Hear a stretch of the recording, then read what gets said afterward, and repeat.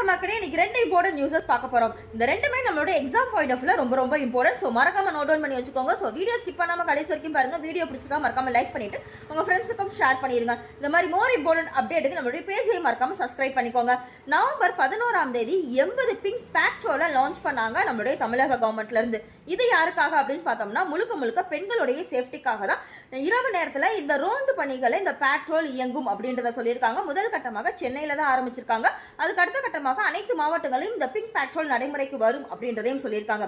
இப்ப அடுத்ததா தோழி தங்கும் விடுதி 2023 ஜூலைல 19 தோழி தங்கும் விடுதியை நம்மளுடைய முதலமைச்சர் அவர்கள் ஓபன் பண்ணி வச்சாங்க. அந்த திட்டத்தோடைய இப்ப விரிவாக்கமா மேலும் 14 இடத்துல இந்த திட்டம் அப்படின்றது இப்ப ஓபன் பண்ணி இருக்காங்க. சோ இதுவும் நம்மளுடைய எக்ஸாம் பாயிண்ட் ஆஃப் வியூ ரொம்ப ரொம்ப இம்பார்ட்டன்ட். இப்ப நம்மளுடைய தமிழகத்துல 33 தோழி தங்கும் விடுதி அப்படின்றது இயங்கிக்கிட்டு இருக்கு. சோ இது ரெண்டு நியூஸுமே மறக்காம நோட் டவுன் பண்ணி வச்சுக்கோங்க. வீடியோ பிடிச்சா மறக்காம லைக் பண்ணிட்டு உங்க ஃப்ரெண்ட்ஸுக்கும் ஷேர் பண்ணிடுங்க. Bye by.